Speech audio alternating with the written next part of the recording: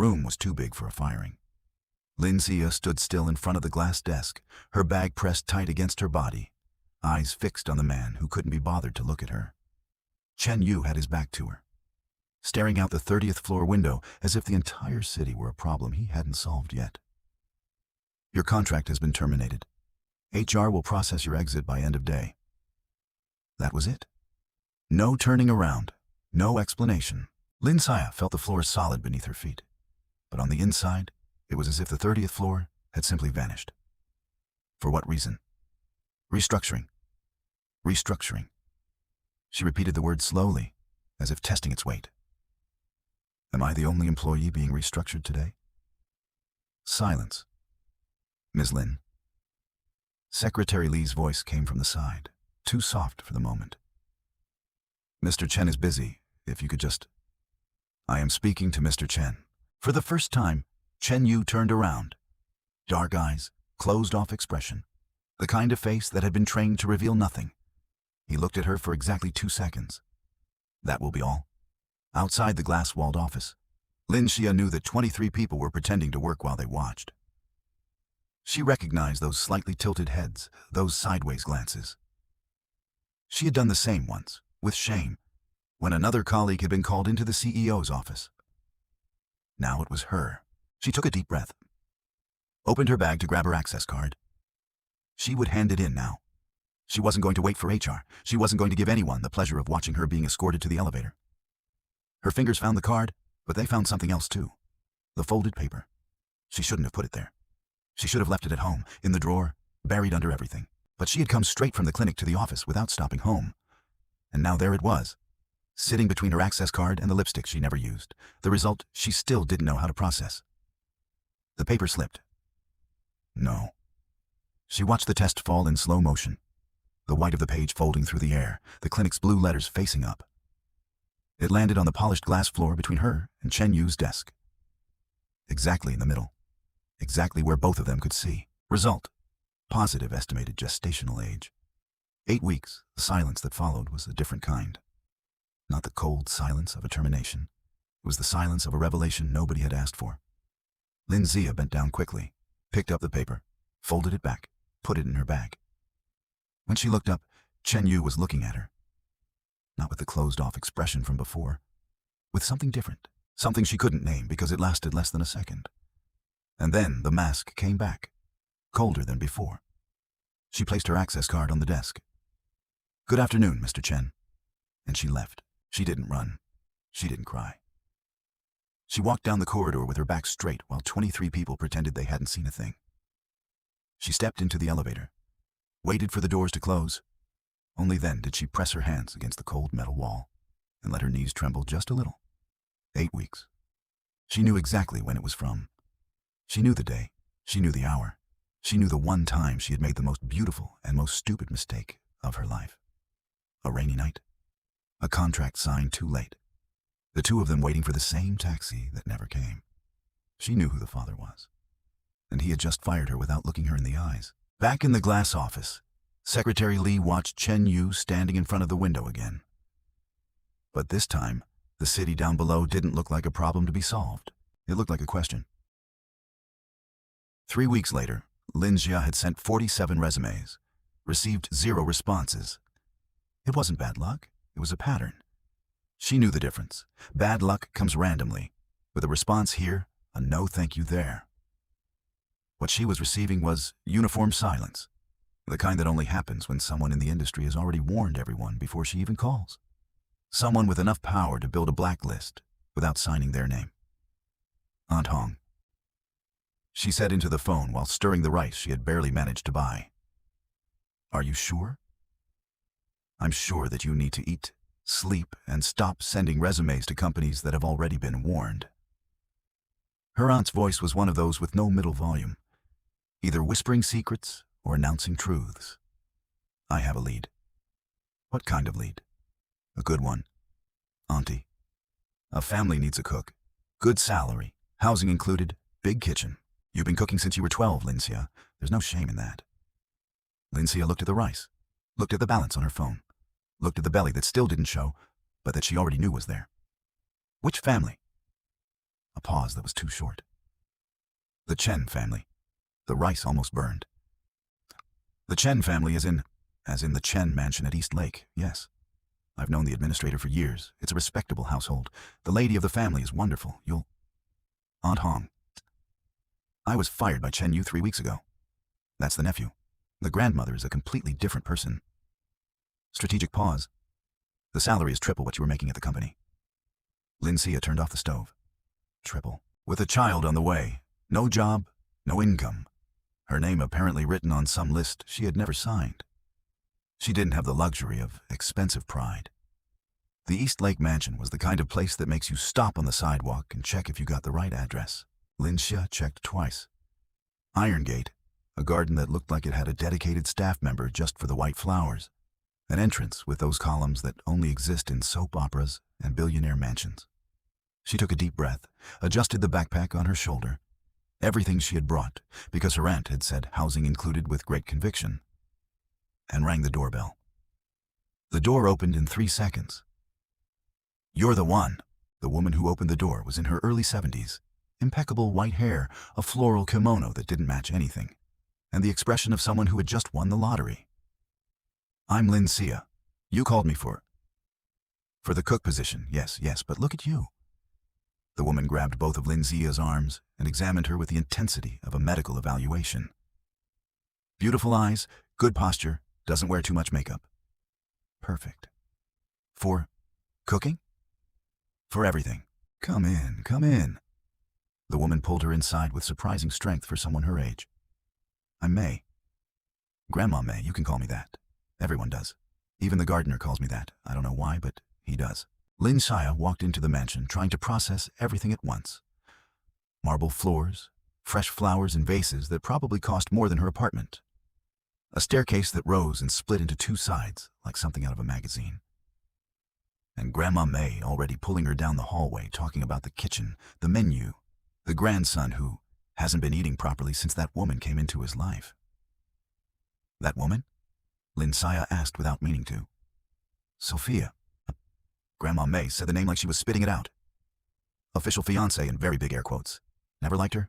Stuck up, won't touch carbs, treats my grandson like a trophy. Can you make the mapo tofu I learned from my mother? Do you have the recipe? I do. She hates mapo tofu. Perfect. Lin Xia didn't know whether to laugh or be worried. She didn't have time to decide, because at the exact moment Grandma May opened the kitchen door with that theatrical gesture of, "This is your kingdom." The mansion's front door opened too, and the footsteps on the marble had a rhythm Lin Xia recognized before she even saw the face. Controlled steps, measured. The rhythm of someone who is never in a hurry because the world waits for him. Chen Yu stopped at the kitchen entrance. He looked at Lin Xia. Lin Xia looked at Chen Yu.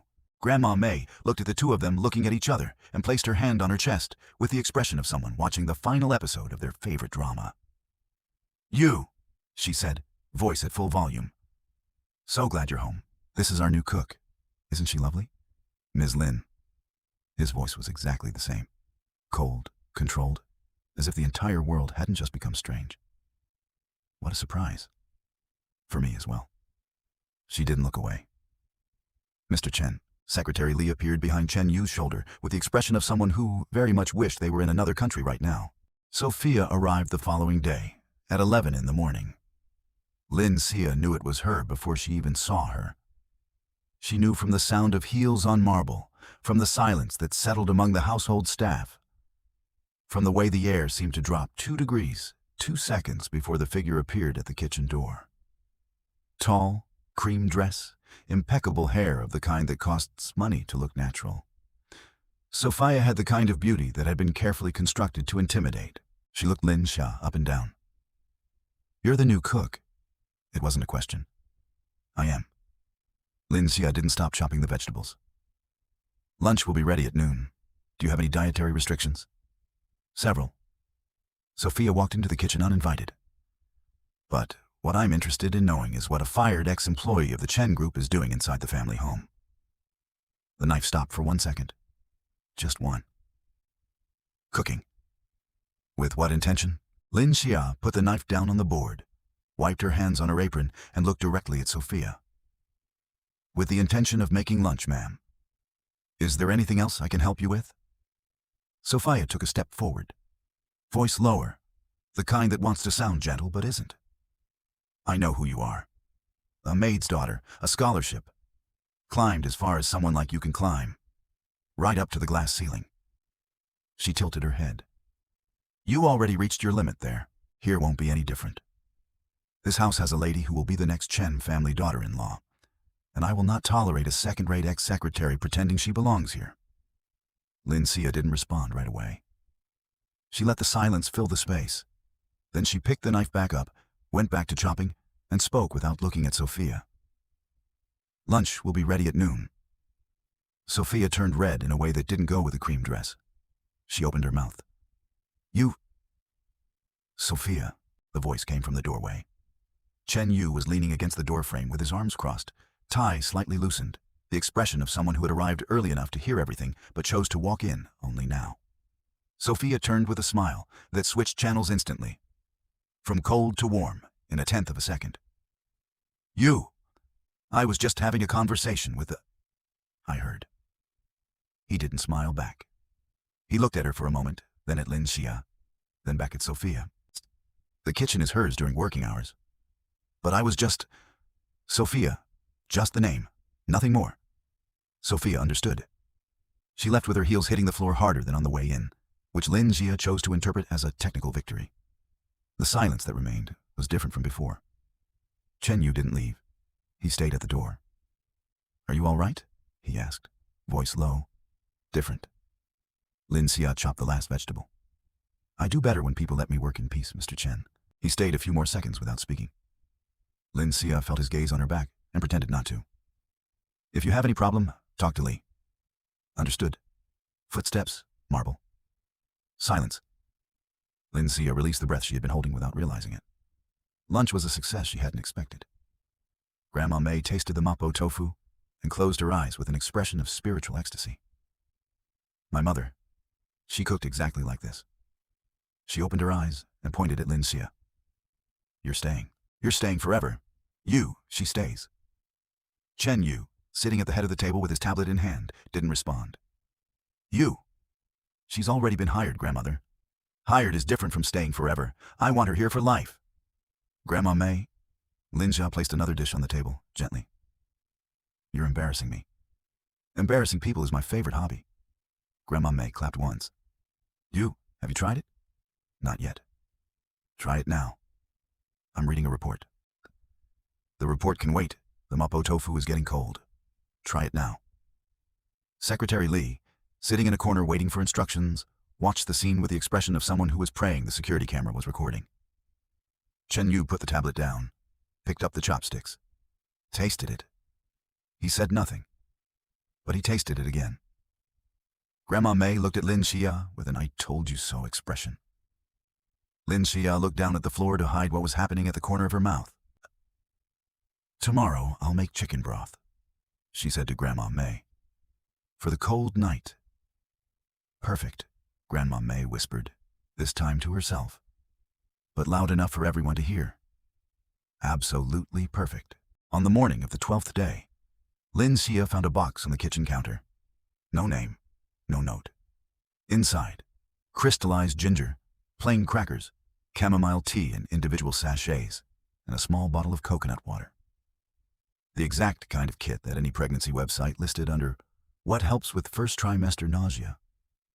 She stood there looking at the box for a long time. Then she looked at the camera in the corner of the kitchen. Then she went back to work. She didn't ask anyone anything. She tucked the ginger into her apron pocket.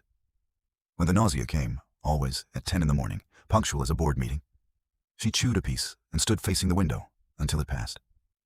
That afternoon, Sophia came back. This time with backup. 2 friends of the same level of expensive lipstick and perfect eyebrows, the kind of formation that doesn't visit a mansion for nothing. They didn't go to the kitchen. But Lin Xia could hear everything through the open window that faced the winter garden. She worked at his company, Sophia was saying, voice light like someone sharing gossip. Fired less than a month ago. He brought her into the house the following week. Think whatever you like. The friends thought out loud. Lin Xia chopped carrots. She must be one of those who knows exactly how to play the victim. A maid's daughter, I heard. The kind that grows up staring at what she can't have and learns to pretend she deserves it. Sophia, are you just going to let this go? Let what go? Sophia's voice grew softer, more dangerous. She's a cook. I'm the next Mrs. Chen. Everything in its place. Lin Xia put the carrots in the pot. She didn't go out to argue. She didn't go to the garden. She stayed in the kitchen, making the chicken broth she had promised Grandma May, and let the words pass through her the way water passes through stone. It makes noise. It doesn't move. What she didn't see was Chen Yu standing in the hallway, on the other side of the wall, listening to everything with the expression of someone adding things up. That night, Lin Xia stayed alone in the kitchen after everyone had gone to sleep. It was her favorite time. The house quiet, the yellow light of the stove not having to control her own expression. She placed her hand on her belly, still flat, but she knew it was there, and stayed like that for a while. You don't know yet what's waiting for you, she murmured softly to the nothing that wasn't yet someone. But I already know I'm going to figure it out. I always have. I'll figure this out too. A pause. I'm lying a little. I'm terrified. But terrified I figure things out just the same. In the hallway, Chen Yu stopped. He had come down to get water. Simple as that. Water, kitchen, back to his room. But the soft voice from the kitchen stopped him before he reached the door handle. He stayed. He listened. He didn't go in. He stood in the dark hallway with the empty glass in his hand until the voice stopped. Until the kitchen light went out. Until her footsteps climbed the back stairs to the guest room. Only then did he go get his water. Secretary Li, who for some reason was still in the hallway at 11 at night with a folder of documents, witnessed everything in absolute silence and made a mental note to never, ever mention it out loud. The following day, Sophia couldn't get in through the side door of the mansion. The code had changed. She called Chen Yu 4 times. On the 5th, he answered. You, the code, it was updated for security reasons. But I need to. Li will send you the new one when necessary. The line went dead. In Chen Yu's office, Secretary Li masterfully pretended he hadn't heard a thing while internally processing the fact that his boss, the coldest man in the regional financial sector, had just blocked the official fiancé's access to protect the cook. He made a mental note. Situation developing at an accelerated pace. Sophia was not the kind of woman who lost. She had learned that early, with the father who left when she was 8 years old, with a university scholarship that never came, with the 5 years invested in Chen Yu that still hadn't converted into a ring, into a signature, into anything that could be shown on paper. 5 years. She had built a position, a reputation, a version of herself that fit exactly into the space of Mrs. Chen. And she was not going to let a cook tear that down. She had resources Lin Xia couldn't imagine. The first, the private detective she'd been paying since the 2nd year with Chen Yu, just to be safe. The second, the lawyer who knew every notary office in the city. The third, surgical patience to wait for the right moment. The moment came when the detective called. I found something interesting about Lin Xia. 2 nights later, in the private meeting room of Sophia's office. Debts. She opened the folder on the table. Not hers, her aunt's ex-business partner's. But with the right documentation, it can be muddled enough to open an investigation. That's fabrication of evidence, the lawyer said cautiously. That's reinterpretation of existing documentation. Sophia closed the folder. You present it to the Chen Group Board as relevant information regarding a family household employee. It doesn't need to be a conviction. It needs to be doubt. Enough doubt for Chen Yu to have to distance himself from her by protocol. The lawyer looked at the folder. Looked at Sophia. Did the math on his fee in his head. When do you need it? Thursday, before the family dinner. The Thursday family dinner had been Grandma May's idea, like almost everything that generated chaos in that house. Formal dinner, she had announced on Monday with the energy of someone declaring war. Family gathered, beautiful table, Lin Xia's food, civilized conversation. You let the cousins know. Grandmother, it's not necessary. It's necessary for me. I'm 78 years old. Every dinner could be my last. Let me enjoy it. You said that at the March dinner, and the February one. And I survived both because I had something to look forward to. She pointed upward as if the logic were sacred. Lin Xia, can you make Grandma May's roast duck? Lin Xia, who had been passing through the hallway with no intention of getting into this conversation, stopped. "If you give me the recipe, I'll give it to you right now. Come." Chen Yu watched Lin Xia being dragged away by the 78-year-old grandmother as if she were a 5-year-old child. Something he would not name crossed his face for half a second. Secretary Li noted it down. Dinner was set for 7. At 4 in the afternoon, Sophia walked into Chen Yu's office with the folder. Lin Xia was in the kitchen preparing the duck, following Grandma May's handwritten instructions that were 1/3 recipe and 2/3 family stories. Add the star anise here and think of someone you love, otherwise it loses its flavor, was written in the middle of the ingredient list, with no apparent irony. At 4:18, she felt something. She couldn't name it. A pressure in the air, the kind that comes before a storm. She had learned to recognize that sign as a child. She lived in a back apartment when it rained, and the smell would come in before the rain, 2 minutes before, always. 2 minutes to get ready. She didn't know what for, but she tucked Grandma May's recipe into her pocket and stayed alert. Sophia left Chen Yu's office at 10 to 5, with the folder still in her hand. Lin Xia was crossing the hallway at that moment, going to fetch more herbs from the garden. They met in the central corridor, and Sophia stopped. Not out of surprise, but the kind of stop that had been planned. "What a coincidence," Sophia said. Voice like honey. "Exactly who I wanted to see. You can talk while I walk. I have duck in the oven." Sophia followed her. She wasn't invited, but she followed. "I know about the pregnancy." Lin Xia didn't stop walking. "Don't stop. Don't react. Walk. I know who the father is," Sophia continued, walking beside her, voice very low. "And I have enough documentation to open a case that will destroy your reputation, block any future employment, and, depending on how the judge interprets it, question your ability to have custody of a child with criminal debts on record." They reached the back door that opened to the garden. Lin Xia stopped, turned to face Sophia. "You are threatening me. I'm giving you a choice." Sophia adjusted the folder under her arm. "Leave the mansion tonight. Disappear, and I guarantee the case disappears with you. Stay. And I guarantee you'll spend the next few years explaining things you never did to a judge who won't listen." Silence. "You have until the end of dinner to decide." Sophia left. The heels on the marbles sounded different this time. Not victorious, but hurried. Lin Xia stood at the garden door for a moment. She looked at the herbs, picked what she needed, went back to the kitchen. The duck needed 20 more minutes. She had 20 minutes to think. Run or face it. It had always been the same question. The answer had always been the same.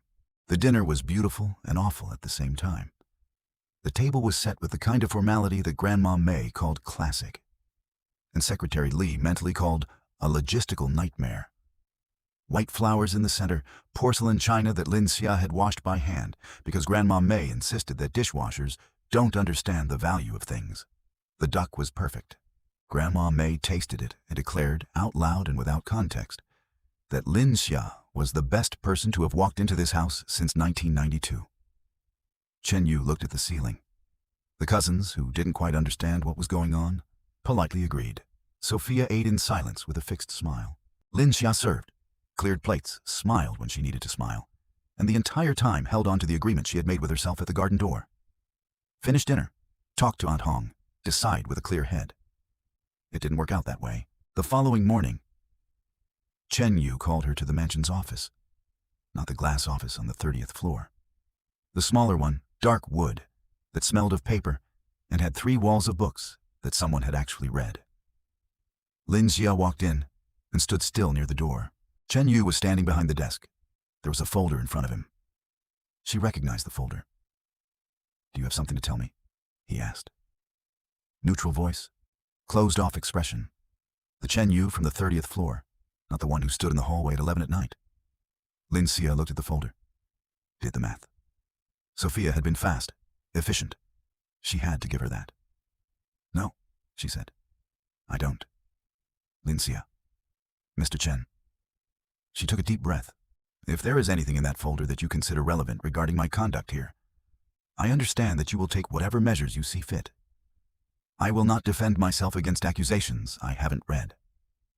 You don't want to read it? If you want to fire me again, you can fire me. But this time, tell me the real reason. Chen Yu went quiet. It was the kind of silence Lin Xia couldn't read. Too dense, full of things left unsaid. She waited. He didn't speak. Then she understood, in the simplest way possible. He had seen the folder, he had doubts, and protocol said that doubt was reason enough. She was a cook. He was Chen Yu. I'll get my things, she said. Lin Xia. There's no need to explain, Mr. Chen. Her voice didn't tremble. She was very good at voices that don't tremble. I understand. Thank you for the time. She left. Grandma May found her in the guest room packing her backpack and began making the kind of scene that probably disturbed the neighbors, even with the windows closed. Leaving? You are leaving? Nobody told me. You! Grandma May, please. Don't you Grandma May me with that face. What happened? Was it that woman? Was it Sophia? It was Sophia. I know it. I know it was. Chen Yu appeared at the bedroom door with the expression of someone managing 3 fires at the same time. Grandmother, out. I'm not leaving. Out. You're throwing me out of my own. Please. The please was what worked. Grandma May looked at her grandson, looked at Lin Xia, squeezed Lin Xia's arm with surprising strength, and left murmuring things that were better not heard clearly. The room felt small. Lin Xia closed the backpack, lifted it onto her shoulder. You're not going to let me explain, Chen Yu said. There is nothing to explain? There is. Then explain, she said directly. Tell me what is in that folder you received from Sophia that is worth more than 4 weeks of work without a single complaint. He didn't answer. That's what I thought. She headed toward the door. He stayed still. She walked past him, down the stairs, across the hall. Secretary Li was near the front door with the expression of someone suffering in real time. The mansion door opened. Lin Xia walked out. She had made it to the gate when she heard it, not footsteps. She would have recognized footsteps. It was a different sound, a car engine, but idle. She turned. Chen Yu's car was parked in the circular driveway. He had gotten there before her by some path she hadn't seen. He was leaning against the side of the car with an envelope in his hand. He said nothing. He simply held out the envelope. She took it, opened it. A deed. Apartment, East Lake, 300 square meters. Name, Lin Xia. Transfer date, today. She looked at him. What is this? It's yours. I didn't ask for it. No. He took his hands out of his pockets. You never ask for anything. That doesn't mean you don't need anything. Lin Xia looked at the deed. At him. At the deed again. This doesn't change what happened in there. No. He agreed. Strange voice. But you're going to need a place. With the baby. The silence that followed was the kind that has no bottom. Secretary Li, who had witnessed the scene from the living room window, placed his hand over his mouth and stayed in that position for a considerable amount of time. Lin Xia folded the deed back, put it in the envelope, handed it back. I don't accept it. Chen Yu looked at the extended envelope. Lin Xia, if you have questions, you can ask me now. Directly. No folder, no Sophia in the middle, no protocol. Just ask. She kept the envelope extended. But I don't accept gifts from someone who doesn't trust me. He took the envelope, held it. I know the debts are fake, he said at last, in a very low voice. She froze. I've known since last night. Li verified it. He didn't look away. I needed to see what you would do when you thought I'd believed it. Lin Xia looked at him for a long moment. You tested me. Yes. That's awful. Yes. Pause. And the apartment? She asked. Still yours if you want it. Not as a gift? As a... He stopped. He chose the word with the care of someone who doesn't choose words often. As a guarantee. That you have somewhere to go, even if you don't want to go anywhere I offer. Lin Xia looked at him for one more moment. Then she took the envelope from his hand. I'm staying, she said. But not because of this. She went back inside with her backpack and the envelope. Chen Yu stayed in the courtyard for a while. Secretary Li, who was still at the window, breathed for the first time in 5 minutes. Aunt Hong arrived at the mansion unannounced. Lin Xia was in the kitchen when she heard her voice in the hall, loud, tense, different from the way her aunt normally spoke, which was already one volume above what any situation required. This time it was different. There was real urgency. She left the kitchen drying her hands. Her aunt was in the hall still wearing her coat, holding an oversized bag, and beside her stood an older woman Lin Xia didn't recognize. Gray hair, straight posture, the kind of presence that fills a room even while standing still. Lin Xia. Aunt Hong went to her and took both her hands. "We need to talk, now." "What happened?" "What happened is that Sophia found things I should have told you before." Aunt Hong looked at the woman beside her. "This is the Lin family lawyer." Lin Xia looked at the lawyer. "Which Lin family?" They went to the smaller sitting room, the one Grandma May called the confidences room, without irony. The lawyer placed the folder on the table and opened it without preamble. "Your biological father is Lin Dawei, founder of the Lin Group." Silence. "He passed away 3 years ago. Before he died, he registered you as his legitimate heir. The process was sealed because you were a minor." "No." The lawyer corrected before Lin Xia could speak. "Because your mother requested it to be sealed. She didn't want you growing up in his world." "My mother knew?" "Your mother knew from the beginning. Your Aunt Hong was the intermediary who made sure you had education, resources without needing the name." Lin Xia looked at her aunt. Aunt Hong had the expression of someone who had carried something heavy for a very long time and could finally set it down. "That's why you referred me here," Lin Xia said slowly. "Aunt Hong, that's why you knew the Chen family. Because the Lin Group is being acquired by the Chen Group. The acquisition process is in its final stage." The lawyer turned a page. "As heir to the Lin Group, you are the majority shareholder of the asset being purchased. Without your signature, the acquisition cannot be completed." Pause. "Sophia found out. That's why her threat was so specific. She didn't want to remove you from the house. She wanted to remove you from the negotiating table." The piece clicked into place. All at once, like when you look at a puzzle and realize the image was always there. It just needed the right angle. The firing, the market blacklist, the mansion, the folder with the fake debts. Sophia wasn't jealous of a cook. Sophia was trying to remove an heiress. Chen Yu found out from the lawyer first. She had requested a meeting with him beforehand. Protocol, they said, a matter regarding the acquisition. He walked into the room expecting a contract update and walked out certain that the universe had a very specific sense of humor. The Lin Group heiress, in his kitchen, making mapo tofu for his grandmother. He stood in the hallway for a long moment processing the information. Secretary Li came up behind him with a folder. "Sir, the board is..." "Li." "Yes? Did you know?" Secretary Li made the expression of someone rapidly calculating the cost of each possible answer. "I suspected something last week when I found the reference to Aunt Hong in the old Lin Group archives.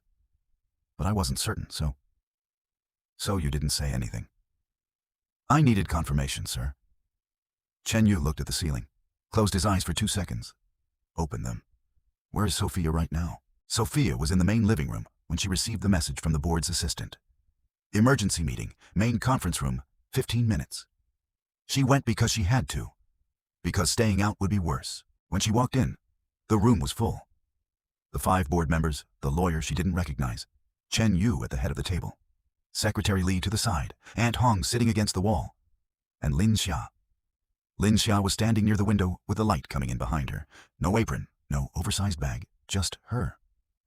And Sophia understood before a single word was spoken that something had changed in an irreversible way. The lawyer placed the documents on the table. "Lin Xia, registered heir of Lin Dawei, holds 51% of the Lin Group. The acquisition cannot be completed without her explicit, signed consent." She looked at Sophia. "The debt documents presented to the board yesterday have been examined and identified as forgeries. There's also a recording," she placed the phone on the table and pressed play, "of the conversation that took place at the garden door Thursday evening. Leave the mansion tonight, disappear, and I guarantee the case disappears with you.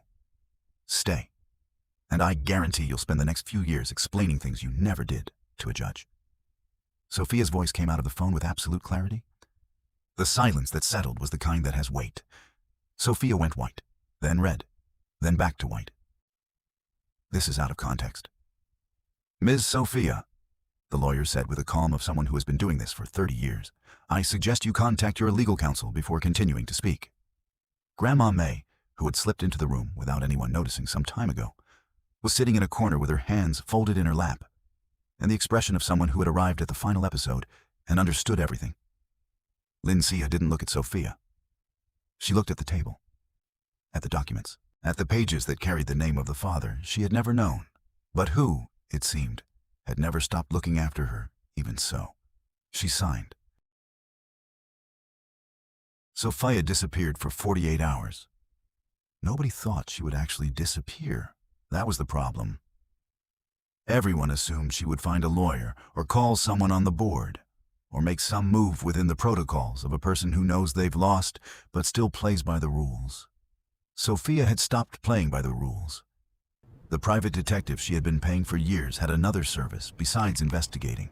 It wasn't the kind of service that gets advertised, but it was the kind that exists.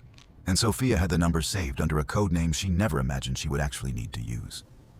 She used it. It was early Monday when Lin Xia received the message. Unknown number.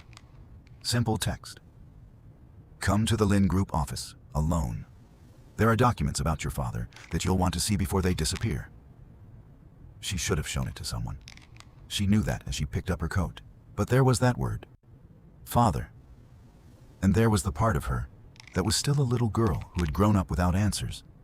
And that part was faster than good sense. She went. The Lin Group office was in an old building in the city center that was in the process of transitioning to the Chen Group. Half the floors were already being reorganized. Boxes, covered furniture, partially lit corridors. Lin Xia took the elevator up to the 12th floor. The doors opened. Sophia was in the hallway. No heels this time. No cream dress. Dark trousers, hair pulled back. The kind of appearance of someone who had spent 2 days without sleep making increasingly worse decisions. "You came," Sophia said. "You said you had documents about my father." I lied. No remorse in her voice, just exhaustion. "But you needed to be here to sign this." She held out a document. Lin Xia didn't need to read past the first line. Renunciation of inheritance and rights over the Lin Group. "No, Lin Xia." Sophia took a step forward.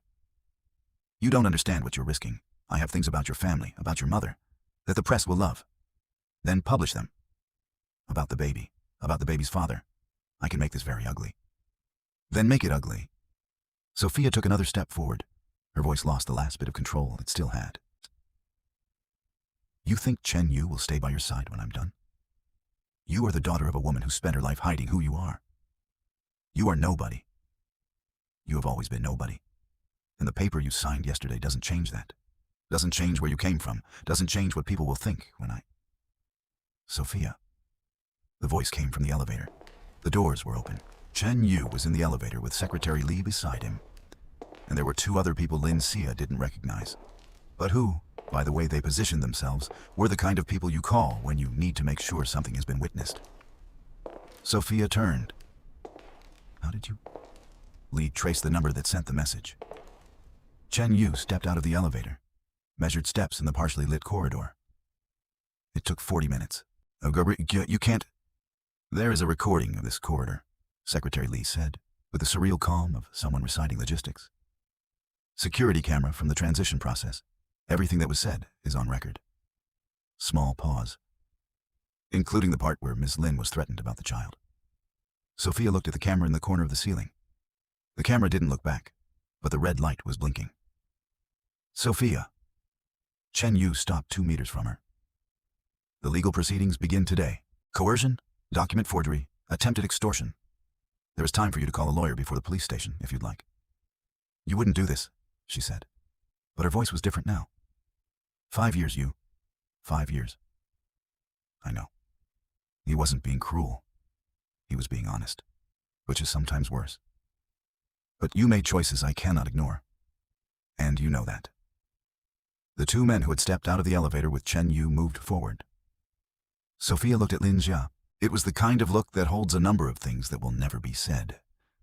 Anger, despair, and deep down, something that might have been recognition. That she had played a game she shouldn't have played, against a person who had never asked to be her rival. She said nothing. She let the men escort her to the elevator. Chen Yu stayed in the hallway with Lin Xia. The light halfway on, moving boxes stacked up. The silence of an office that was between two worlds. "You should have told me," he said. "I know. Why didn't you?" She looked at the renunciation document still on the floor, where it had fallen when Sophia lunged forward. "Because there was something about my father." She spoke softly. "And I have always been foolish when it comes to that. Any information about him and I lose all good sense." Chen Yu looked at the document on the floor, bent down, picked it up, folded it, tucked it into his jacket pocket. "I have files on him," he said. "From when he founded the Lin Group, letters, records. Your father was meticulous. He kept everything." Lin Xia looked at him. "You knew before yesterday. You knew about my father." "I knew for longer than I should have stayed silent." He didn't look away. "That is also something I need to apologize for." From the elevator, before the doors closed completely, Grandma May's voice echoed across the entire floor. "I said it was her. Secretary Li, I said it, from the very first day." Secretary Li, inside the elevator, had the expression of a man who had completely accepted his own life. Lin Xia looked at the elevator, looked at Chen Yu. For the first time in weeks, without an apron, without a backpack, without a folder of documents between them. She laughed, small, involuntary, the kind that escapes before you decide whether it should. Chen Yu looked at her laughing, and his face did something that Secretary Li, inside the elevator, would later describe as, "Silver, the first human expression I had ever seen on him in 6 years of working together." The mansion was quiet when they returned. Grandma May had been convinced to rest a little by Secretary Li, which meant she was probably behind some door listening to everything. Lin Xia knew that. Chen Yu knew that too. Both of them chose not to mention it. They went to the dark wood office. Lin Xia sat in the armchair by the window. Chen Yu stood at first and sat on the edge of the desk, which was informal enough to signal that this was not a protocol conversation. "When you saw the test," she began, "on the 30th floor." "Yes."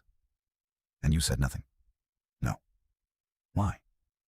He was quiet for a moment, choosing again the way he always chose. Words as if they cost something. "Because I knew it was mine, and I didn't know what to do with that." Short pause. "I always know what to do. But this time you didn't." "This time I didn't." Lin Xia looked out the window. The lake was still outside, that time of afternoon when the light turns golden and everything seems slower than it is. "You fired me anyway." "It wasn't me." He said it with a firmness she hadn't expected. "I signed the papers Sophia put on my desk 2 weeks before. At the time, I thought it was about a real restructuring. By the time I understood what it had been, you had already left. She processed that. So I was fired by Sophia." "Yes, and I signed without verifying, which is different, but it isn't better." He didn't apologize quickly, didn't fill the silence with justification. He sat with the weight of what he had said. "I'm sorry." Lin Xia looked at him. "I'm sorry." From Chen Yu was the kind of thing that had probably happened 3 times in his entire life. And she could tell by the minimal effort the words had cost. Not the effort of someone who is lying, but of someone who isn't used to needing them. "The apartment," she said. "Still yours. I don't want it." "I know." He crossed his arms, uncrossed them. "Then I'll sign it over to the baby. So that, regardless of anything between you and me, the child has a place that is his." Lin Xia looked at the belly that still barely showed. "You say, regardless of anything between you and me, as if there were a possibility of there being something. There is. Direct. No metaphor. No careful construction." She looked at him. "You are the most complicated man I have ever met." "Probably." He didn't deny it. "But I'm not complicated about this." He stood up from the edge of the desk, stood in front of her, not over her, not intimidating, just present. "You are mine, not in the sense of possession. In the sense that when you leave a room, the room feels different. And I noticed that 2 weeks after meeting you, and spent all the remaining time pretending I hadn't." Lin Xia kept looking at him. "That is the most convoluted declaration of love I have ever heard. It's the only one I know how to make." "Chen Yu." "Yes." "Are you asking me to stay?" "I'm asking you to be my wife." He said it simply, as if it were the most obvious thing in the world. Whatever is complicated about this, I'll figure out. Whatever is complicated about you, I'll learn. The rest, he looked at her belly, we'll discover together. The silence that followed was soft, different from all the other silences they had shared. And there had been many, in hallways, in kitchens, in elevators, at mansion gates. This one was the kind that doesn't need to be filled. The office door opened 5 centimeters. One of Grandma May's eyes appeared in the gap. Grandmother? Chen Yu didn't turn around. Out! I'm just checking if everything is all right. Out. But I heard a declaration of love, and I need... Grandmother. The door closed. Silence. Then, from the other side of the door, Lie, he proposed. I said it from the very first day. Lin Xia placed her hand over her mouth. Her shoulders shook. Chen Yu looked at her, trying not to laugh, and failing in a discreet but undeniable way. So, he said, what is your answer? She took her hand from her mouth. Breathed. She looked at him. At the man who had the expression of someone who had handed over something he would not hand over to anyone else, and was waiting for the result with the restraint of someone who had learned not to expect anything. I'm staying, she said, but not because of the apartment. He took a step forward. She didn't step back. Because of what then? Because of the room. She looked at him up close for the first time with nothing between them. When you leave, it feels different too. 18 months later, the kitchen of the East Lake Mansion was chaotic in a specific way that only happens when there is a baby and Grandma May in the same room at the same time. Chen Yu was sitting on the counter with his 4-month-old son in his arms. A small, serious child who had inherited his father's dark eyes and his mother's demonstrable stubbornness. Trying to give him a bottle while Grandma May stood beside him, giving unsolicited instructions about the correct angle. Tilt it more? It's tilted. More. If I tilt it any more, it'll go up his nose. In my day, we tilted it much more, and everyone survived. Grandmother, let me take him. I'll do it. I can manage. You are the CEO of a billion-dollar company, and you can't give a bottle? They are completely different things. The baby looked at the two of them with the expression of someone who was considering crying, just to put an end to the argument. Secretary Li, who had arrived with documents and had been standing at the door for a few minutes without anyone noticing, chose to stay where he was. He had learned that the best scenes in that house happened when nobody knew they were being watched. Lin Xia came in through the back door with her hair still slightly damp, a bowl of porridge in her hand, and stopped for 2 seconds assessing the state of the kitchen. What happened? Nothing. Grandma May and Chen Yu answered at the same time, which was evidence enough that something had happened. Lin Xia put the porridge on the counter, went to Chen Yu, adjusted the angle of the bottle 2 degrees upward without a word. The baby started drinking. Chen Yu looked at the bottle, at her, at the bottle again. Don't say anything, he said. I didn't say anything. But you're thinking it. I'm thinking about the porridge that needs to cool down. Grandma May placed her hands on her face with the expression of someone witnessing something sacred. Perfect marriage. I created this. Secretary Li, are you seeing this? Secretary Li discovered, walked into the kitchen with the documents. I'm seeing it, Mrs. May. 20 years I work with this boy, and I've never seen him happy like this. All of this? She pointed at the entire scene, the kitchen, the baby, the two of them. All of this is me. My work. You had very little direct involvement, Chen Yu said. Eu trouxe ela para dentro de casa. Você não trouxe. Foi a tia Hong que... Eu autorizei. É a mesma coisa. Lin Xia pegou o bebê do colo de Chen Yu.